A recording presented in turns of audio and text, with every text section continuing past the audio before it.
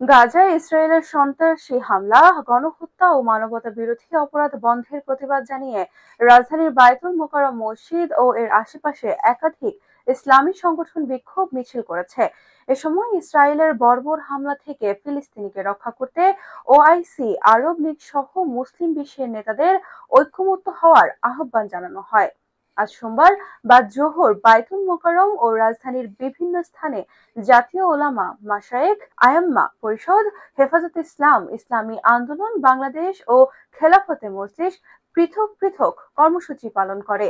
বায়তুল মোকাররমে হেফাজতে ইসলাম বাংলাদেশের যুগ্ম মহাসচিব ও ঢাকা মহানগর সেক্রেটারি মামুনুল হক বলেন, ফিলিস্তিন আজ একটি কবরখানায় পরিণত হয়েছে। অবৈধ রাষ্ট্র ইসরায়েলের গাজায় যে গণহত্যা চালাচ্ছে তা ইতিহাসের সমস্ত নিষ্ঠুরতাকে হার মানিয়েছে।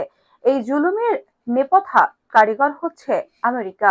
আমেরিকা নিজেকে মানবাধিকারের রক্ষাকর্তা দাবি করলেও আজ তাদের মুখোশ খুলে গেছে। তারা জায়োনিস্ট সন্ত্রাসের পৃষ্ঠপোষক। হেফাজতে ইসলামের যুগ্ম মহাসচিব বলেন, ইসরায়েলের শুধু একটি অবৈধ রাষ্ট্র নয়, বরং মধ্যপ্রাচ্যের জন্য একটি ক্যান্সার। এই ক্যান্সারের মূলোৎপাটন এখন সময়ের দাবি। ফিলিস্তিনকে মুক্ত করা মুসলিম উম্মাহর ওপর ফরজ হয়ে গেছে।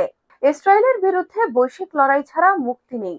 একই দিনে বায়তুল মোকাররম উত্তর গেটে জাতীয় ওলামা মাশায়েখ, আইম্মা পরিষদ বিক্ষোভ সমাবেশ করে। এ সময় সংগঠনটির সহসভাপতি গাজী আতাউর রহমান বলেন, গাজায় ইসরায়েলের নৃশংসতা ও বর্বরতা ইতিহাসের সব নৃশংসতাকে হার মানিয়েছে। ইসরায়েলের কতটা বর্বর ও হিংস্র হায়না তা তাদের কর্মকাণ্ডে ফুটে উঠেছে। এভাবে বোমাবর্ষণ করে মানুষ হত্যার নজির মানব ইতিহাসে আর নেই। ইসলামী আন্দোলন বাংলাদেশের যুগ্ম মহাসচিব প্রিন্সিপাল হাফেজ মাওলানা শেখ ফজলের বাড়ি মাসুদ বলেন, ফিলিস্তিনে গণহত্যার বন্ধে জাতিসংঘ সহ আন্তর্জাতিক মানবাধিকার সংস্থাগুলোর কার্যকর ব্যবস্থা নিতে হবে।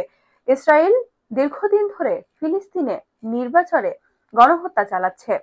মার্চ থেকে এ পর্যন্ত ফিলিস্তিনে 50,000 মানুষকে হত্যা করে ইসরায়েল। এর বিরুদ্ধে আন্তর্জাতিক সম্প্রদায়কে কঠোর ভূমিকা নিতে হবে। বাংলাদেশের পাসপোর্ট একসেপ্ট ইসরায়েল পুনর্বহাল করতে হবে। আরব বিশ্বকে যুক্তরাষ্ট্র সহ পশ্চিমা আগ্রাসী দানবদের তেল সরবরাহ বন্ধের ব্যবস্থা নিতে বলেন তিনি। রাষ্ট্রীয় ও ব্যক্তিগতভাবে সব পর্যায়ে ইহুদিদের পণ্য আমদানি নিষিদ্ধ করার ঘোষণা করার আহ্বানও জানান শেখ ফজলে বারী মাসুদ। ইসরায়েলের বিরুদ্ধে মুসলিম বিশ্বকে ঐক্যবদ্ধ হওয়ার আহ্বান জানিয়ে রাজধানীর মিরপুর এলাকায় বিক্ষোভ সমাবেশ করে খেলাফত মজলিস। খেলাফতের মহাসচিব ডক্টর আহমেদ আব্দুল কাদের সমাবেশে বলেন, ফিলিস্তিনের মানুষের আজ ঈদ নেই। ঈদের আনন্দকে বর্বর ইসরায়েলের বোমা মেরে কেড়ে নিয়েছে। নারী শিশুদের হত্যা করা হচ্ছে। যুদ্ধাপরাধী ইসরায়েল প্রধানমন্ত্রী নেতানিয়াহু ও তারা বাহিনীকে যেকোনো মূল্যে শায়েস্তা করতে হবে। ভেদাভেদ ভুলে গিয়ে মুসলিম বিশ্বকে ঐক্যবদ্ধ হতে হবে।